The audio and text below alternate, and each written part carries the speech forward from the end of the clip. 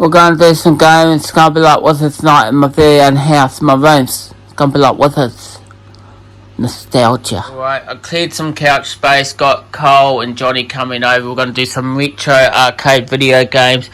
Got the PS5 controllers charging. Got one of the Xbox S controllers charging. This PS5 Xbox S. Fucking games on tap. So the whole thing is, it's going to be retro, like 80s fucking video game fancies. And so we're going to have the Mongs in here. We're going to document it, make a short movie about fucking nostalgia, retro video games, because they're an important part of my life and who I is and my identity as a Mong. Anyway, there's some incense on the police box. It's fucking fancy as fuck. There's Jabba's palace keeping watch. Anyway, dismiss. Look at that. This is 26-year-old Dawson McGee, sitting in a police interrogation room in the early hours of a Tuesday morning. The Monday night before, he stabbed his own mother to death for asking him to move out of the house and get a job. Dawson is unaware that he is being recorded on a hidden camera. In 3 seconds from now, he will hear the sound of the door being opened by a detective. And at that exact moment, you will see a remarkably noticeable switch in his demeanor.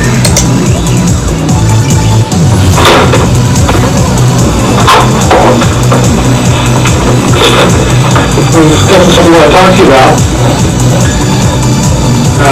We're talking about what happened to your mom.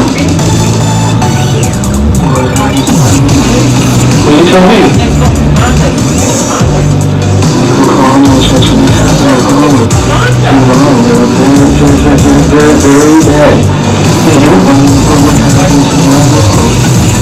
Why is all that from you?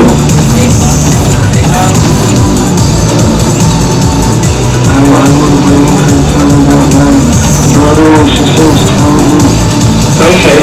Well, so, was your sister home this weekend? Supposed to happen in town. If you want one. Well, that's up to you if you like one. We'd like to talk to you.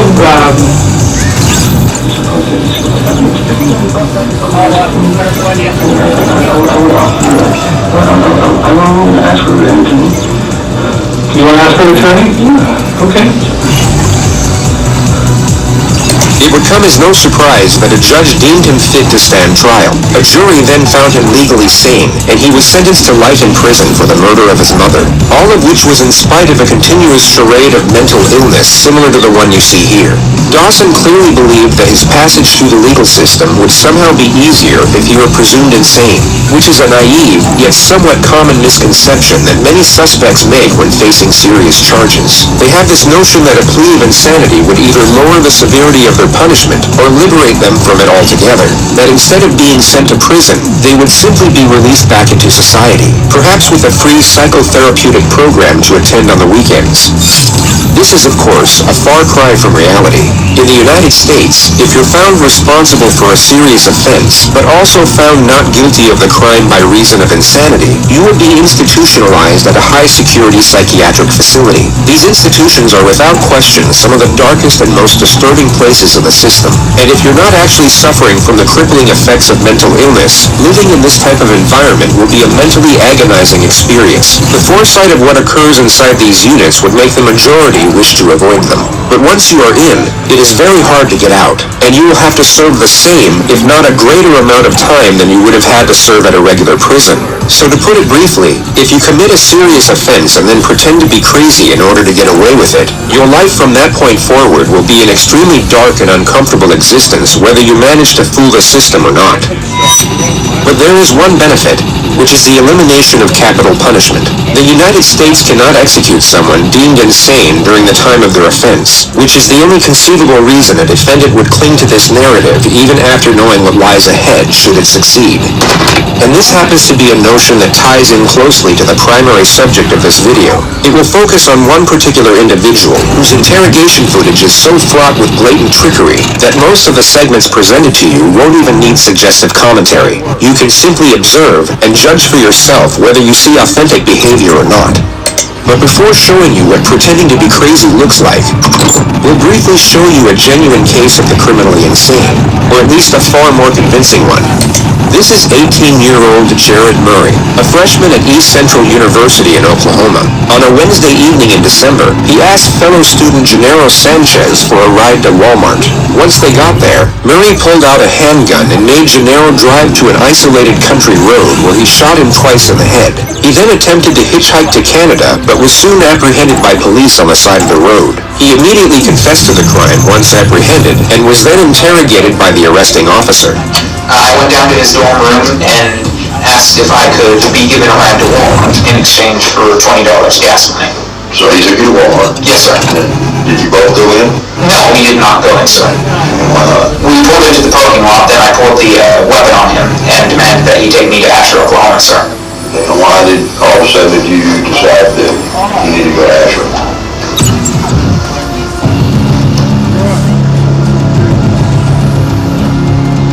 Because I was planning to take him out to the country and kill him. Okay. Did he say anything? He panicked, wanted to pull out his phone. I yanked the phone out of his hand, and then he panicked some more. Kept telling me not to kill him. To make him feel more comfortable, I unloaded the bullet from the chamber, handed them over to him, and that eased his nerves a little. Then I pulled a second clip out of my pocket and set it on my lap. And so you're driving east. And so I guess at some point, did you decide now was the time? Yes, sir. And what happened? I loaded the gun quickly, chambered the round quickly, shot once, missed. Shot a second time, he had jumped out of the car, went around, he was driving 10-15 miles an hour, so it was rather slow. Ran around the hood of the car, and it was also slow, it wasn't purposefully driving. Tried to pull him out, couldn't get him out until he already had hit the tree. Pulled him out there, dumped him into the, before I dumped him into the ditch, I heard him gurgling.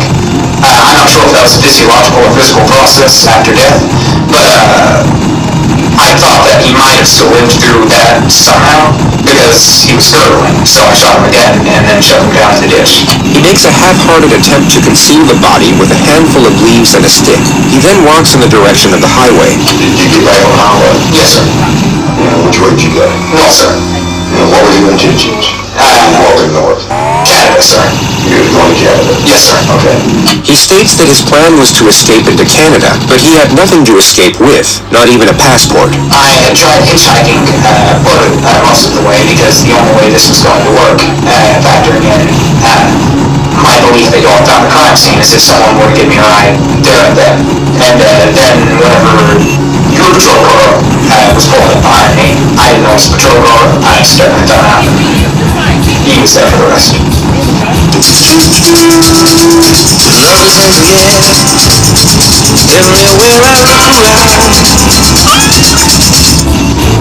You're not going to ask you at this point, right?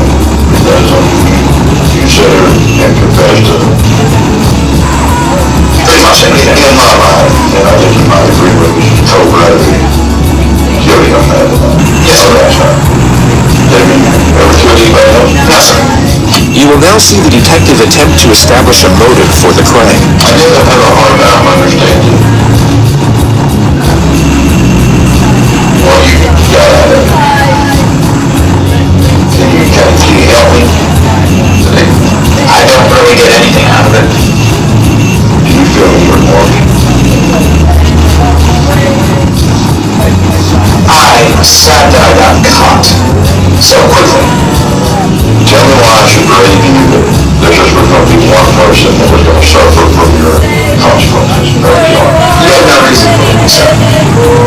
I guess I'm just having a real hard time understanding why. The detective fails to establish a solid motive for a further 2 minutes. The discussion eventually lands on the victim's long-term girlfriend. Don't make you believe. That's I think she will be, sir. how that make you feel. No different, sir. I think you've been honest with me. I think you told me just straight up, right out of the book, what happened. Yes, sir. You know, you got a terrible resume. Yes, Yes, sir. You killed a young man. Yes, sir. Just for the simple fact of, I guess pretty much this is safe for you. Yes, sir. And what do you think you ought to do? Death sentence, sir. And why do you think you deserve this? An eye for an eye, sir. You bring it on for now? Yes, sir. Jared Murray was found not guilty by reason of insanity. He was committed to a high-security mental facility where he is to remain indefinitely. Anything to say for yourself today? Any reason why you might have done this young man? No, ma'am. No reason. No, ma'am. You have nothing to say for yourself. No, ma'am. You want to tell the community anything? No, ma'am. Did you confess to police? Yes, ma'am. Are you proud of what you've done? No, ma'am. Do you have remorse for what you've done? No, ma'am. He appears completely void of human emotion. No regret, remorse, shame, nor fear. He had both taken a life and destroyed his own, yet seems indifferent to the circumstances. With respect to his interrogation footage, the most conspicuous element was the complete lack of self-preservation. He didn't once attempt to deflect blame, nor afford himself any type of justification for his actions. He simply spoke in a factual, non-biased manner, impartial to how his words may have been taken or even twisted to be used against him. There was no calculated structure to his behavior whatsoever. So with this notion in mind, let's move on to the primary subject of this video.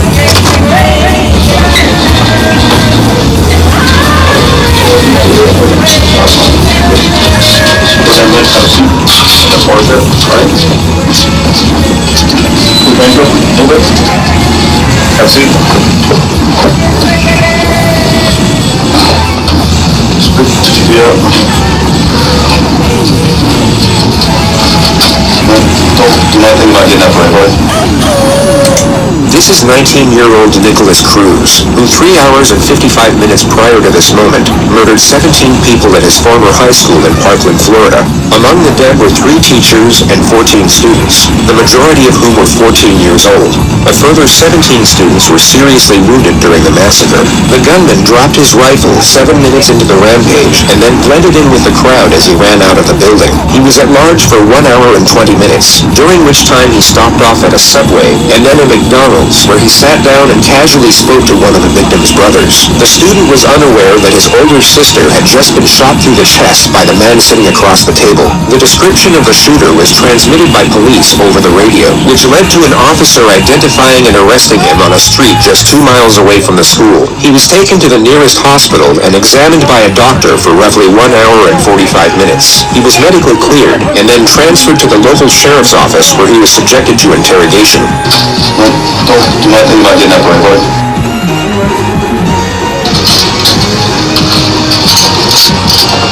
From the moment the subject entered the room, his eyes have been fixed upon nothing but the floor. He's held on to this downward-facing gaze as if he's either in a state of shock or disconnected from the moment. Plan. Put your check.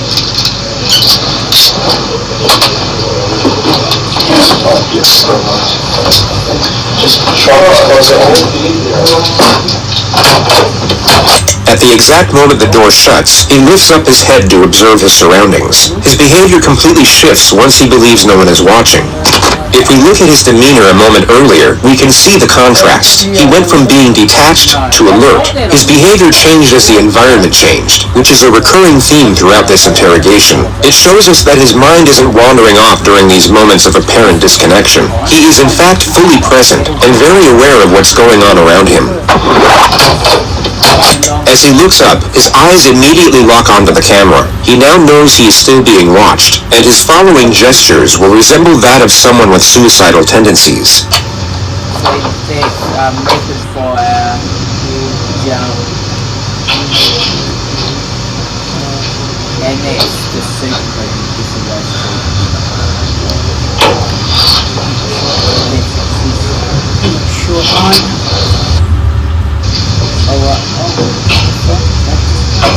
At face value, these externalized suicidal thoughts may seem genuine to some, but when framed with the rest of his behavior throughout this interrogation, they are exposed for what they really are, an act. a calculated attempt to garner sympathy and paint his character in what he believes to be a more positive light. I've got no idea, I don't. Alright, how you doing, Nick? You alright? Gotta be able to speak so I can hear you.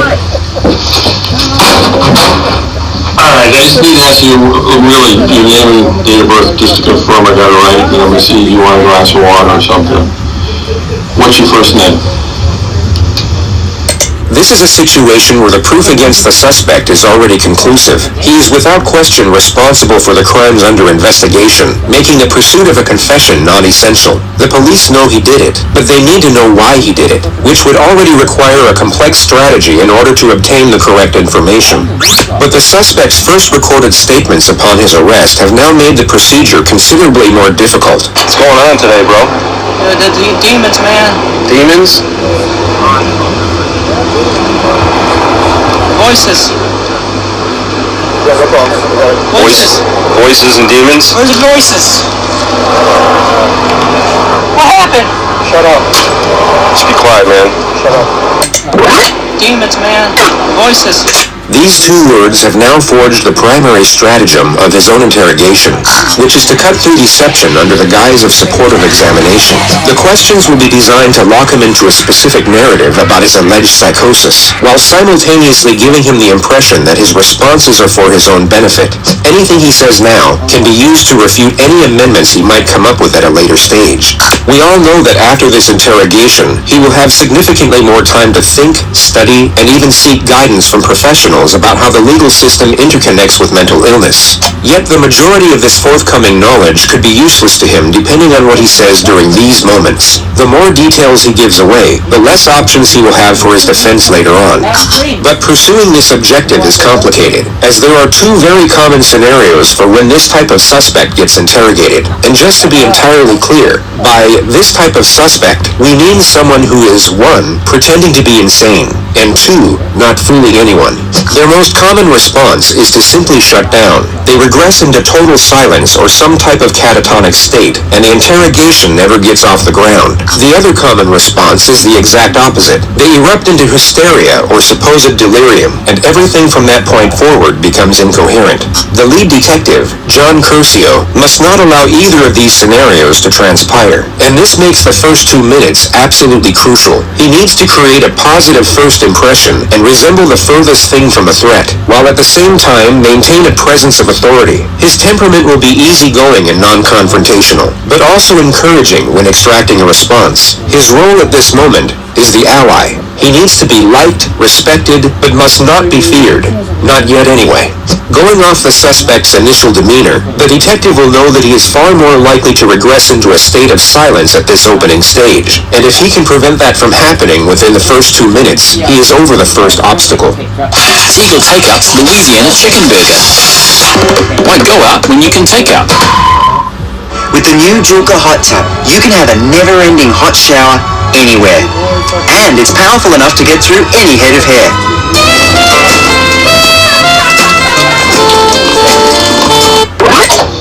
Alright, how you doing, Nick?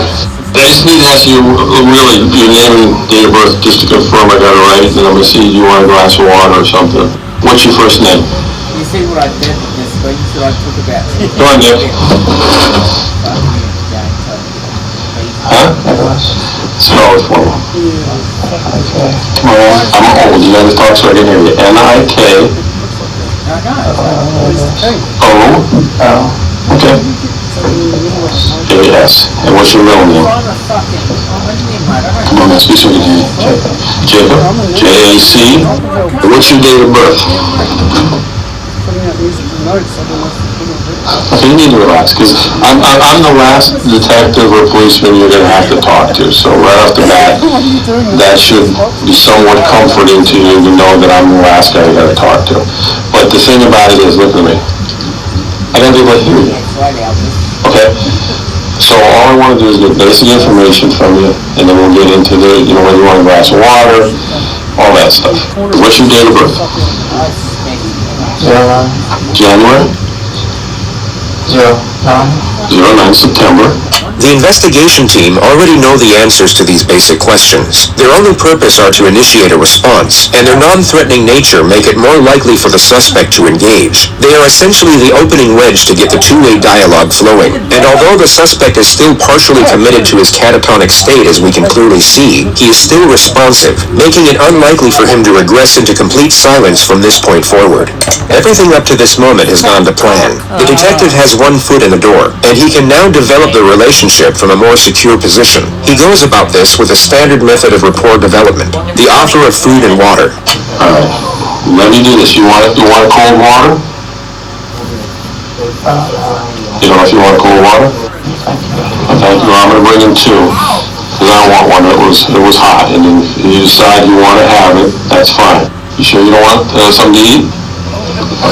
The refusal to accept food and water is a familiar response which you may have already seen on this channel. It's a glaring manifestation of shame. This is not to be confused with guilt nor remorse, both of which require the acceptance of responsibility, which in turn directs our focus outwards on the feelings of others. Shame, on the other hand, shifts our focus on the perceptions of others towards ourselves. The subject is afraid of how it will look if he accepts the offer considering the circumstances. He instead wants to appear as if he's so negatively affected by the events that he's unconcerned with meeting his basic needs. Which I have so many different keys. Alright, I'll do it then.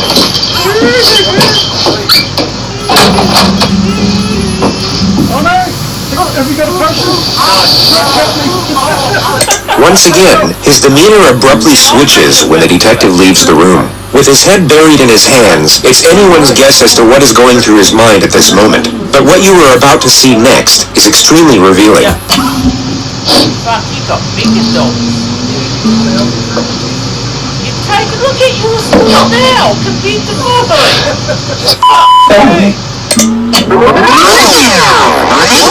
Cruz was a left-handed shooter. The surveillance at the school would confirm this, and if you pay close attention to the movements of his hands in the next moments, although very subtle, you can see that he's reimagining holding his weapon. But what's more telling is how his demeanor abruptly stops and then completely switches right before he looks in the direction of the camera. He goes from holding a rifle and beginning to smirk to then pretending to cry and reverting back to his suicidal mannerisms. This all occurs in under 4 seconds.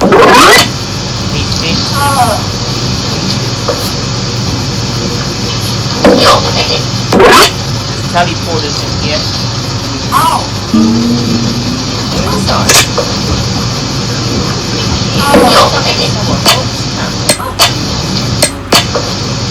It could be assumed that for a brief moment, he was not only recollecting the attack, but gaining gratification from doing so. He then remembered he was on film, giving reason for the sharp adjustment. His true self was reliving the attack and enjoying his work, while his false self was so dejected to the point he was externalizing suicidal thoughts. Complete opposites. So the orange version is now being shown. Oh yeah. Save knowledge for power. His next calculated charade is one of self-harm. He first bites himself without drawing blood, or leaving any marks that were visible in his jail intake photographs.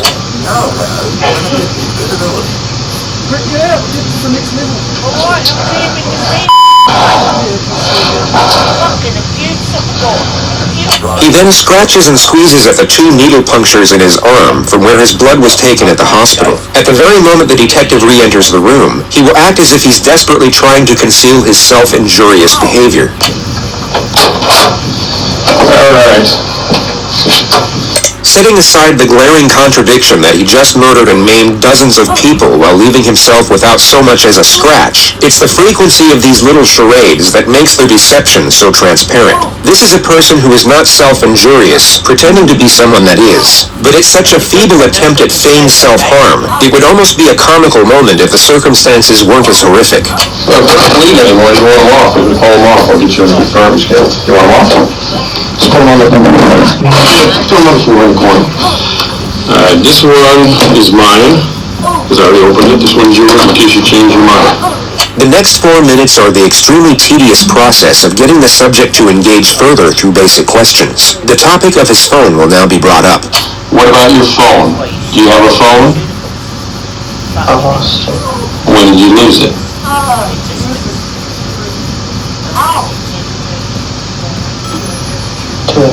Today? Okay. And what kind of phone is it? I don't know. Okay, is it a flip top, an iPhone, a Samsung? It's a phone. What's the number? I can't. Okay. He will now begin to feign a state of hysteria, which then morphs into a simulated panic attack and fake hyperventilation. The detective will need to refute the act immediately as to not let the subject gain confidence with it, but he also has to maintain rapport and avoid confrontation. He essentially has to tell the subject to knock it off, but in the most passive manner possible. Okay, Nick, calm down. You've already been medically cleared. I know what's going to be talked about is difficult, but again, you don't remember your phone number. How long you had the phone?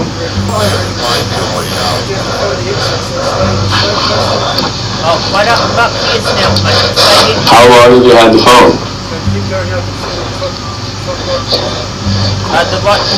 Nick, the doctor's already looked at you. Okay, you're fine. You're not having any problems at the moment, and you're perfectly fine.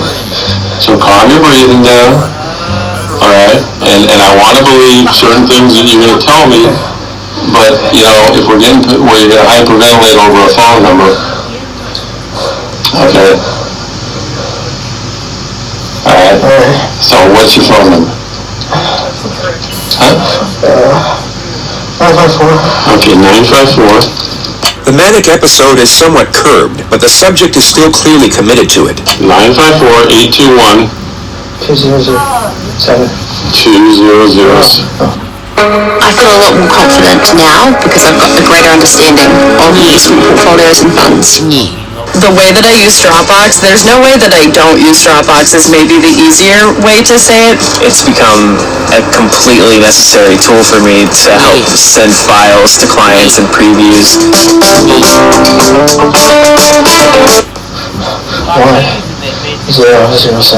1007. And again, going back to what kind it is, do you know if it's an iPhone, a Samsung? How long have you had? Every kid knows what the phone is, man. I have kids your age. Ever since my mother died. I know, I heard about that. That's what I'm going to talk about next.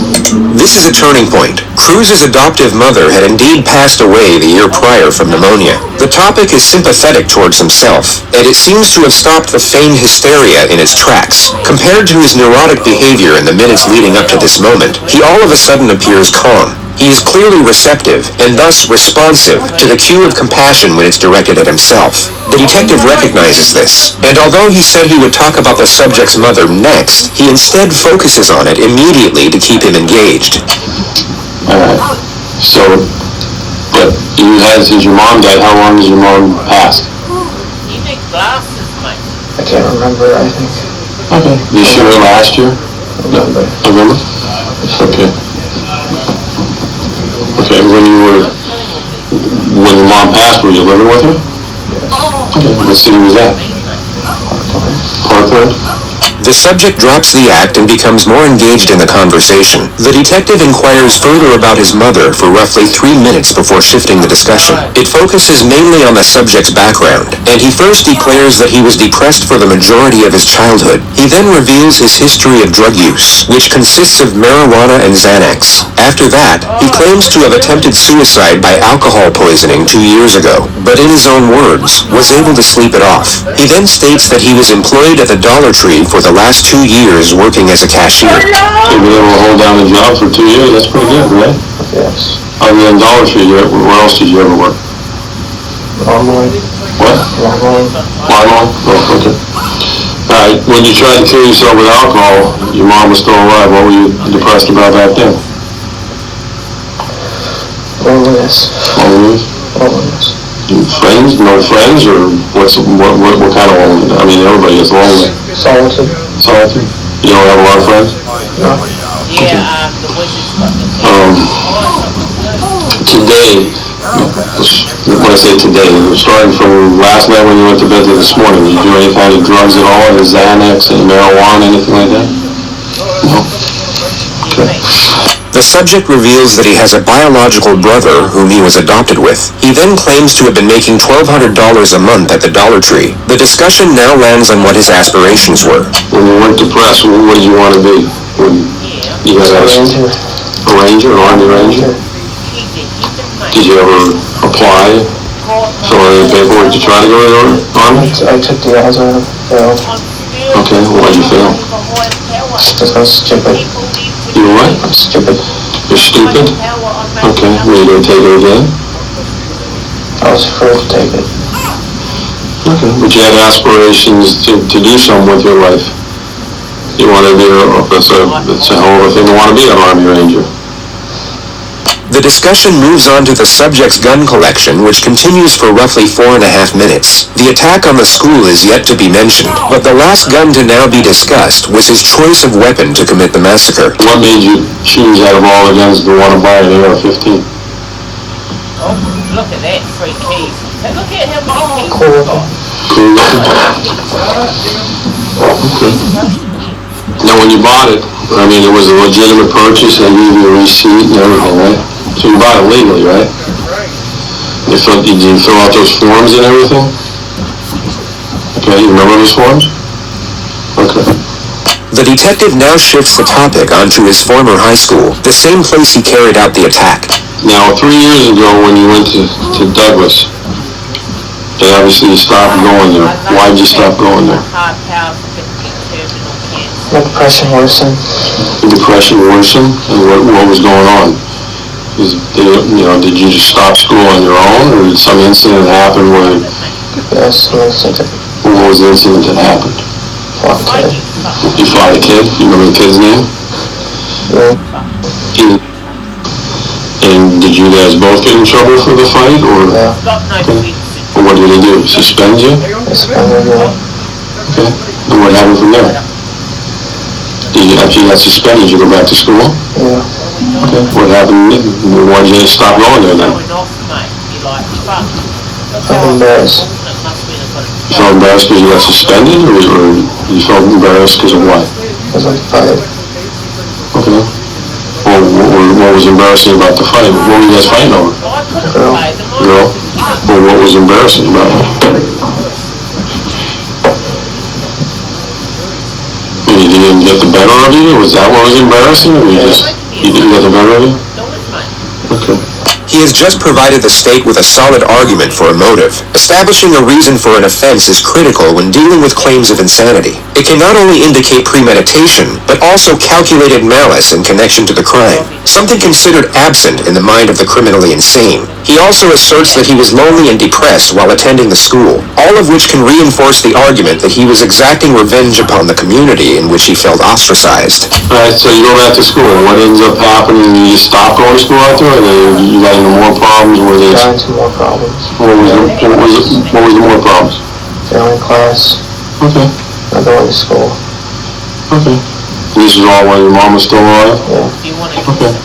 At a point in time when you just stopped going there, or they expelled you? Well, I just stopped going and then transferred me. They transferred you? When they transferred you, was that upsetting to you? Yeah. Okay. As we know, the suspect has made the claim about hearing a voice which he labeled the demon. The detective will now attempt to get a detailed narrative of these perceptual disturbances. He will do so by asking a series of open-ended questions, and then continuous follow-up questions thereafter. This will lock him into specific claims about what he was hearing. The more information he gives away, the less he will be able to amend later on. And the more questions that are posed, the more likely he is to make contradictions that can be used against him. The suspect believes this is some type of clinical evaluation for the sake of his own well-being, and this misconception will become glaringly apparent later on. He, at this moment, is oblivious to the fact he is giving information away that will be used to cut through his own defense in years to come. So you go to the hospital and the doctors clear you, and you're talking about demons. What are the demons? Voices. Well, tell me about it. What your voice is about. It's another voice that we inside. This is a COVID-19 announcement. The Delta variant is highly infectious and can easily be mistaken for the common cold. We all need to keep an eye out for symptoms like a cough, runny nose, and fever. Testing helps identify undetected cases in the community. That's why it's so important to stay home and get tested if you're unwell. If you have... Okay. How long has that voice been going on? And now I'm fucking good on the beast. Did you ever tell anybody about the voice? Never? And what does the voice say to you? Burn, kill, destroy. Okay, burn, kill, destroy what? But have you ever burned, killed, or destroyed anything? What have you burned, killed, or destroyed? Burn, fire, set fire. To what? In the pit, fire. Oh, a fire pit. Okay, well, I mean, the voice told us that you built a fire in a fire pit. What's destructive about that? That's what fire pits are made for. What else did the voice tell you to do that's...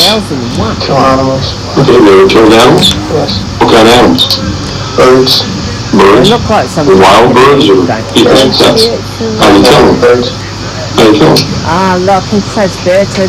Look, better are really strong. Can't catch them, so how you waiting for them? Really strong recovery. Cutting in the grass. Wait for a bird to come up. There's no way, man. I'm a bird lover. There's no way. You can't catch a bird, Holmes. No, I mean... With With the pelican? Oh, okay. Where's your pelican? Oh, there's a fish. I want to eat the fish. It grows. Okay. Alright, so voices tell you to hurt animals and start fires in the fire pit. When was the last time you heard the voice? Yesterday. What time was it yesterday? It was at night. Okay. And where were you at? Work. You're at work? So you're at Dollar Tree. And what's the voice telling you? Okay. Hurt people. To hurt people. Hurt people at Dollar Tree? Or hurt people? Hurt people in general. Okay. Didn't say specifically you? Alright. Can you tell how old the voice is? My age. Okay. Do you have a good voice too, or just a bad voice? Is there a voice inside you that says, do good things? The detective will now start getting confrontational, and the subject's behavior will shift once more in response. You will see him get defensive as he attempts to protect his narrative, and his responses will become much faster. He will even cut the detective off multiple times. Keep in mind that he was barely saying anything at the start of this interrogation. No? Can't be. You held down a job for 2 years. If you were doing things bad, you wouldn't be able to hold the job down for 2 years, right? Okay. I mean, look. It's me and the real bad side. I understand. Everybody's got a quote good and bad side. There's people. There's a voice, but the voice isn't here. And that's me. Just serving me. Just trying to get this. Set aside his contradicting behavior for a moment and focus solely on his storyline. In his ideal scenario, we are to believe that he was battling these supposed voices and, in his own words, trying to be a good person. Yet he was unable to reveal or seek help for this internal struggle until the very moment of his arrest. It was quite literally the second he was confronted with his comeuppance that his supposed demons came to light. Now that he is in custody, with the atrocities already committed, he is somehow able to maintain control over the force that was previously keeping him silent. But a deleted video that would later be extracted from his phone would tell a very different story. Hello, my name is Nick, and I'm going to be your next school shooter of 2018. My goal is at least 20 people with an AR-15 and a couple tracer rounds. I think I can do a good done. Location is Stone Douglas in Parkland, Florida. It's going to be a big event. And when you see me on the news, you'll all know who I am. There are no signs of perceptual disturbances. There is no anguish, doubt, hesitation, or uncertainty when announcing his intentions. By his own narrative, he claims to have continuously fought against the evil intentions of the voice. Yet from a visual standpoint, there is no conflict in this video whatsoever. That's me and the bad side. I understand. Everybody's got a quote good and bad side. There's people. No, it's a voice in here, and that's me just trying to forgive us. Okay. But obviously, again, when you say it's a voice, it's you. It's all you. The voice is you as well. The voice didn't force you to do anything, right? No, it's two voices. If there's one half that's a good one and a bad. Yeah. His rapidly interchanging behavior has now gone from catatonic to manic to hallucinatory to now highly attentive and cautious. Okay, well, the voice tells me to go to lunch and not pay for my meal, but I pay for my meal because I know that's the right thing to do, right? All right, let's talk about it. The voice didn't tell you to take Uber, right? Yes, it did. It did? Yes. The voice said take Uber. The voice is in me. You're the voice. Okay, it's in your head. Wait, is it a male voice or a female voice? Male? The subject was beginning to panic, but the detective dials it in for the time being and switches the discussion back to more trivial matters. It seems that he wants to consult with the investigators outside before maximizing the pressure, and he reestablishes a certain level of trust before leaving the room. I'm gonna go back and see what everybody's doing as far as what they need you to do. You're not a psychologist or anything? No, I'm not. I'm a 59-year-old man who's raised 3 children, so I guess that makes me somewhat of a psychologist. You can give me a psychologist, Aaron? I could certainly ask. Okay. Have you ever seen a psychologist before?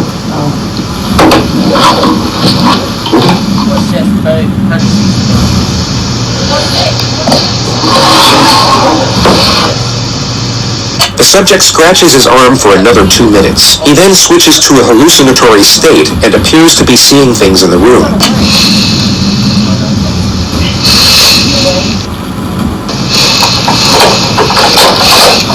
Alright, got some stuff here.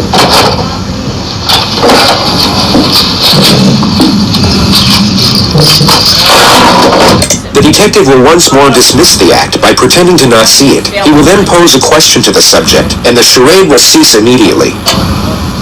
Here's the water. Will you put that over here? You definitely don't want the water, huh? It's very interesting to observe his facial expressions at the exact moments he abandons fake behavior. These are the very brief junctures in which his true self appears to surface. It's easy to get distracted by the present situation as he sits there in a hospital gown chained to the floor, essentially helpless to the cunning devices being used against him. But in moments like this, we are reminded of what we're actually dealing with. A very short time ago, he was not helpless at all. He was the one preying on the helpless, offering them none of the sympathy nor mercy of which he is now trying to garner for himself. The school, the psychologist you want to talk to.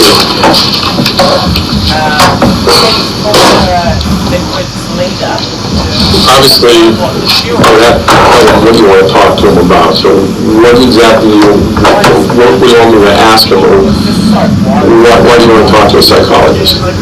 Find out what's wrong with me. What do you think's wrong with you? I don't know. The detective in this next segment will attain further information about the supposed voices, only he will no longer have to tread carefully in order to maintain a friendly connection. He will still secure useful information, but also get confrontational as and when he pleases. The risk of frightening the suspect to the point where it stops the interrogation is no longer a concern. When you hear the voices, are the voices right outside your head or inside your head when you hear them? Inside. Okay, so it's not like you don't hear a voice from that corner talking to you. It's inside your head. And is it always the same voice or only one voice? One voice. And you said it's a man's voice? Yeah. Does it sound like anybody you've ever met? Anybody you've ever seen on TV? Can you tell, like, by an accent? Is it what kind of, is it an old man, young man, white man? about saying, did you hear anything? There's only one voice you ever hear, right? Yes. Do you hear the voice when you're in bed at night sleeping? Yes. Do you ever see anything with the voice? Like yeah, you know, some people say, oh, I see a person sitting in the corner. You don't see anybody sitting over there, do you? It's just me and you, right? Alright. Do you always obey what the voice tells you? Try not to. Okay. Well, how many... on any given week, how many times do you think you hear the voice? All the time? Once every day. Once every day? Morning, afternoon, night? Always the same time? Usually in the afternoon. About what time? 11 to 12. Why do you think it's those hours? I don't know. It's always around lunchtime? Now, you talked about demons, and then you talk about the That's a voice. demon. The voice is a demon. The voice is the demon. So there's not The two... person has Does it have a name? no name. Does it ever say, hey, my name's Nick. Is it use your name or use somebody else's name? Just a voice with no name. Just voice with no name telling me what to do. Did the voice tell you to buy that AR-15? Yes. Did it tell you, hey, buy that gun, it looks cool? Did the AR-15 get picked out because it was similar to the gun that an Army Ranger would carry? No, it was because of the voice. What do you think if you didn't buy it, if you said, hey, I ain't buying this gun, it's too expensive, what do you think the voice would have done to you? Did you stop talking to you? No, tell me to hurt myself. How would you hurt yourself? Cut. You're a cutter? I'm a cutter. When was the last time you cut yourself? Earlier when? I was fishing. Earlier today or Earlier today. Or were you fishing that today? Out of weight. Okay. Before the school shooting? What did you cut yourself with? Knife. Those little scratches on your arms? You know that. Come on, man. I get worse scratches reading my flower bed than that. You weren't trying to hurt yourself. It wasn't sharp enough. Wasn't sharp enough? No. How many knives do you have? 4, 5 How long have you been cutting yourself? years. You ever cut yourself when you had to go to the hospital and get stitches? When you cut yourself, it's because the voice just told you to cut yourself. And if you didn't talk or you didn't listen to the voice, then you were going to be alone because your voice was your only friend. That's kind of what you're saying. You know you have a biological brother. Since me and you have been talking, have you heard the voices? What's it say? So you cut yourself. For you to cut yourself. Does the voice like me? Does the voice like me? Doesn't trust me. Why doesn't it trust me? I'm pretty relaxed, ain't it? Trying to figure that out. Well, what does he like about me? I mean, I'm kind of grinning because I want to know what the voice's problem is with me. What doesn't he like about me? I treat you fairly, I give you water. I talk nice to you. You know? I'm too nice. I'm too nice. How many times has the voice talked to you while we've been in the room together? A lot. Does the voice say jump out of the chair and do anything bad to that policeman? Must be leave it on 12 o'clock. Saying kill yourself now. I don't really believe there is a voice, to be honest with you. No, I don't think there is. I'm trying to get this. No. I mean, I feel you probably want to kill yourself because of what happened, but... No, the voice is telling me to kill myself. Okay, but... The voice is telling you that the AR-15s is... You like guns, man. You want to be a ranger. You like guns. It's alright, there's cops like that. There's cops who got 50 million guns. You didn't buy guns because the voice said, hey, today I like Mossbergs, tomorrow I like AR-15s. You like guns. Can call her a psychologist. I read that the questions from some of the psychologists. Some of the questions I asked you were from. Yeah. I see. As well as I asked you. You heard it? No. The questions were obviously from the investigation team and not a psychologist, but the suspect doesn't know this, and it's fascinating to observe his reaction when he sees the questions are not sympathetic in nature. He perhaps thought a psychotherapist would be asking him about his feelings and affording him some type of reassurance after he committed mass murder, and he becomes very unsettled once he realizes the procedure won't be quite as sympathetic. Voices on the inside and outside of your head. What do the voices say? These are all questions I ask you.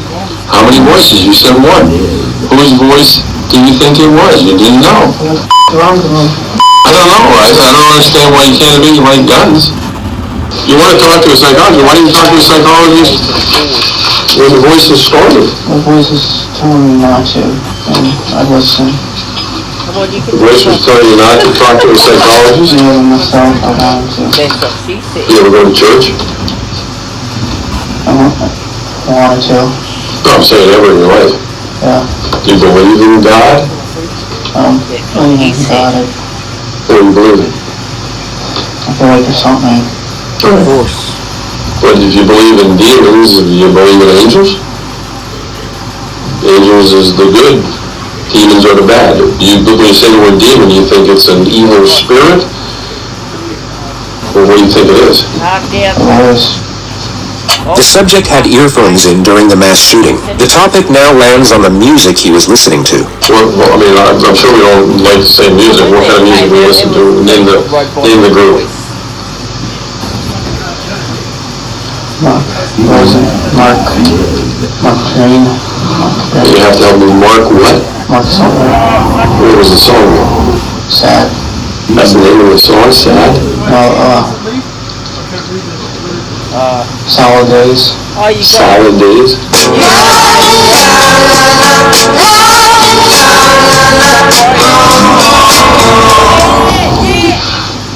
Hold on a second.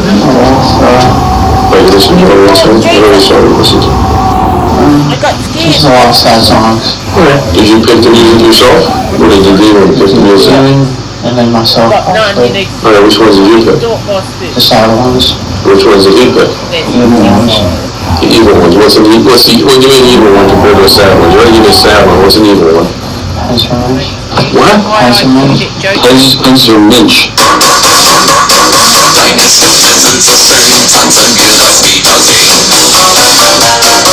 And what does that say? I don't know. There's no lyrics to it? No. Oh, well, there's lyrics, but I don't know what it means. Anyway, man. It looked like he had a whole lot in a row. Oh, yeah. And he just went on robot mode. Oh, that's what happens when you work at Domino's. You're a dumb cunt. Hey, must George. get other orders with him because I've seen him doing that friggin' aioli on heaps of stuff. Fucking aioli. Bloody Daniel getting free shit again. You owed me that $30 from 5 years ago. Shut up. Never lend you Oh, money. everybody, mate. Look Look at your fancy drove you to one. a bloody airport and back and used up all my gas. Look at your fancy pizza cunt. All right, calm down. What do you have to say, Bossberg? Yep, I know where that thumb's been. Johnny appreciates. I appreciate nothing, mate. I'm an addict. At least I'm honest about I'm it. trying to give him some of his own medicine back. I died. Hang on. Oh, I died. What Where's my button do you plane? push? What button do you push to come back? Daniel, what button do you push to come back? That one, Mom. Alright. We've only done it We 12 died. times. Oh. No, we got it, I think. I said, Alright, calm Two down, players. mate. Hit the middle button, go. Press that, you big, can big do middle it. one. That's what she said. Push the couple of times. Pressure to get. Oh, you gotta put some credits in, why not? what credits? I don't want to spend my money on it. Where's my plane? Pick up your player. Your guy in the parachute. Oh, here we go. Oh, you have like a turbo. It's not working. The turbo. You hold it down, mate.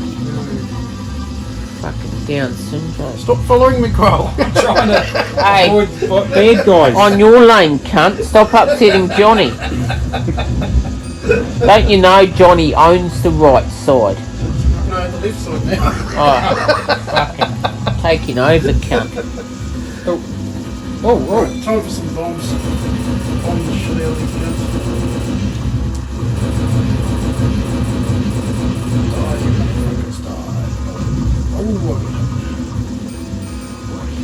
What's the POW thing? I don't know. That's a friend. Kill everything. I remember they brought this game out where you had to pick up these hostages, and I kept machine gunning them, and if you kill enough of them, you lose your man. I can't help it, I'm a sociopath when I play video games. You're saying I'll just kill everything? Yeah. Is that you bombing, Rob? Yep.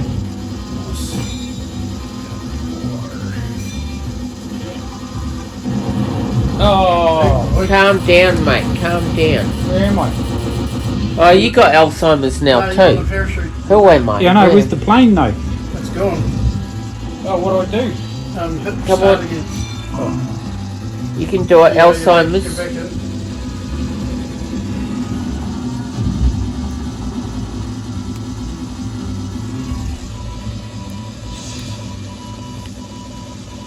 Hi. Is it a Mary plane? Have something to eat, bro. Have some kite. Bomb, bomb, bomb, bomb, bomb, bomb, bomb. Oh. Which hit my little side, mate. Fuck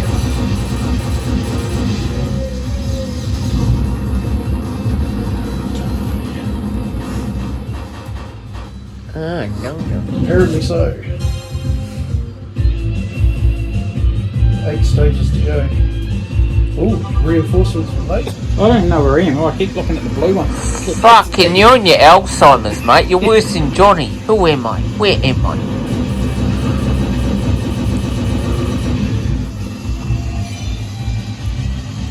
I was trying to shoot Kyle then. I was like, what's that fucking plane flying around? No, I'm dead. Yeah,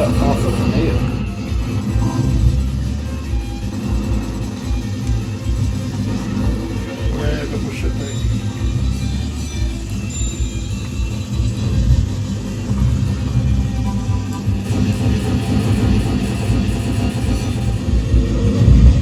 Oh, I keep getting hit by stuff. It's fucking, yeah, it's not easy. What are they keep attacking me for? I'm a good American. Bye, Jack's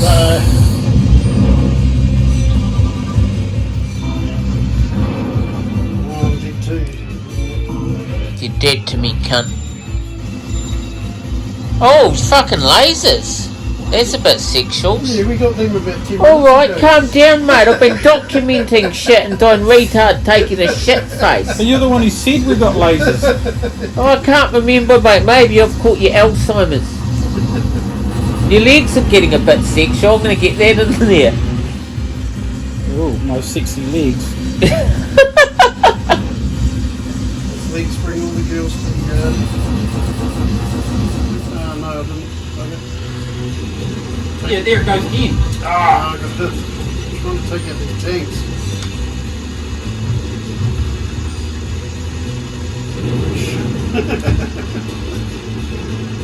Yes, continue. That's cool. Where you continue. And the old things, remember we used to do. Look at all these things I can pick up. It's why it's Wizard's Night, mate. It's why it's Wizard's Night at Pep's. Fucking ignorant. Ignorant. This is the big whammy thing. That's what she said. On the way.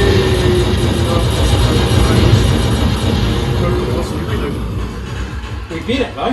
What was that guy called? Tucky. Tucky. Tucky. Tucky. Tucky always. See. I'm the champion. Winning. Kill them all.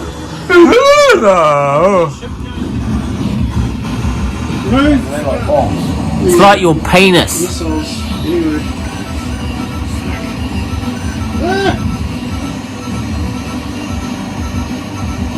It's meant to be 1941, so I'm not sure why they put lasers and guided missiles. Because that's what the technology was like back then. The world's hidden it from us. Game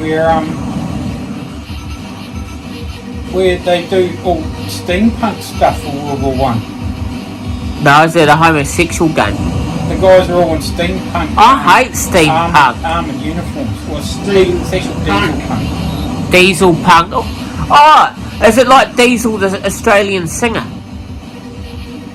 No, I've got an insert coin on, no push button. Here I am, I'm back. Yeah. Alright, welcome to the second instalment of Show Me Your Asshole. We have a special guest today, President Joe Biden. Oi, Joe Biden, what can you tell us about your asshole? You got the vaccination? Yeah. Are you okay? I mean, you see, no, it works. Or the mom and dad, or the neighbor, or when you go to church, or when you're. No, I really mean it. Trust it in the interlocutors. Think of the people. If your kid wanted to find out whether or not there's a man on the moon, or whatever, something, or whether those aliens are here or not. Who are the people they talk to beyond the kids who love talking about it? Yes, very enlightening.